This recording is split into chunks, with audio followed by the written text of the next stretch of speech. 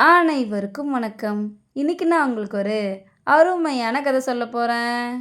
ஒரு நரி அதிகாலையில எழுந்து மேற்கு திசையை நோக்கி வேட்டையாட கிளம்பிச்சான்.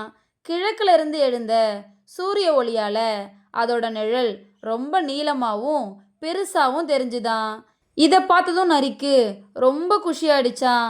இந்த காட்டுக்கே ராஜாவான சிங்கத்தை விட நம்ம பெரியவனா இருக்கோம் அப்படின்னு அதை பற்றி பெருமையாக நினச்சிக்கிட்டு வேட்டைக்கு போச்சான். போகிற வழியில் நரி ஒரு சிங்கத்தை பார்த்துச்சான்.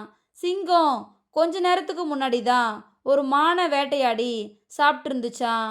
அதனால் அது உண்ட மயக்கத்தில் மெதுவாக நடந்து வந்துக்கிட்டு இருந்துச்சான். நரி தன்னோட நிழல் சிங்கத்தை விட பெருசாக இருக்கிறதா நினச்சிக்கிட்டு சிங்கம் வர்ற வழியில் நடந்து போச்சான். சிங்கமும் நரியை ஒன்றும் செய்யாமல் கடந்து போச்சான். இதை பார்த்த நரி ரொம்ப சந்தோஷமா ஆச்சான். நம்ம சிங்கத்தை விட ரொம்ப பெருசாக இருக்கிறதுனால தான் நம்மளை பார்த்து சிங்கம் பயந்து போகுது அப்படின்னு மனசுக்குள்ளே நினச்சிக்கிச்சான். மாலை வீட்டுக்கு போனதும் நரி காட்டில் இருக்க எல்லா மிருகங்களையும் கூப்பிட்டுச்சான். எல்லா மிருகங்களும் நரியோட கூட்டத்துக்கு வந்துச்சுங்களாம். நரி எல்லா மிருகங்களையும் பார்த்து இனிமே இந்த காட்டுக்கு நான் தான் ராஜா அப்படின்னு சொல்லிச்சான். அதுக்கு யானை இதை எங்களால் ஏற்றுக்க முடியாது அப்படின்னு சொல்லிச்சான்.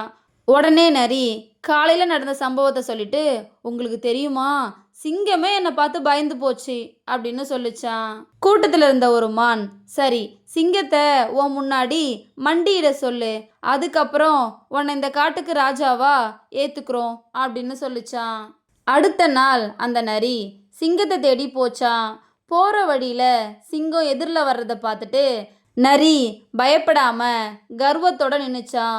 சிங்கம் பக்கத்தில் வந்ததும் நரி சிங்கத்தை பார்த்து என் முன்னாடி மண்டிட்டு என்னை வணங்கிட்டு போ அப்படின்னு சொல்லிச்சான். உடனே சிங்கத்துக்கு ரொம்ப கோபம் வந்துச்சான். தரக்குறைவாக பேசின நரியை பார்த்து உன்னை மன்னிச்சிடுறேன், உடனே இங்கேருந்து ஓடிடு அப்படின்னு சொல்லிச்சான்.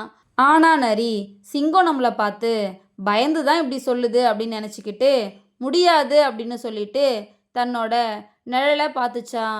அது மதிய நேரங்கிறதால நிழல் உண்மையான அளவில் இருந்துச்சான். அப்போதான் அந்த நரிக்கு சூரிய ஒளியால் தான் நம்மளோட நிழல் பெருசாக தெரிஞ்சிருக்கு அப்படின்னு புரிஞ்சுதான். நரி முடியாதுன்னு சொன்னதை பொறுத்துக்க முடியாத சிங்கம் அது மேலே பாஞ்சு நரியை ஒரே அடியில் கொன்னுச்சான். முட்டாள்தனமா பெருசாக யோசிச்சா அதுக்கான இழப்பும் பெருசாக இருக்கும்.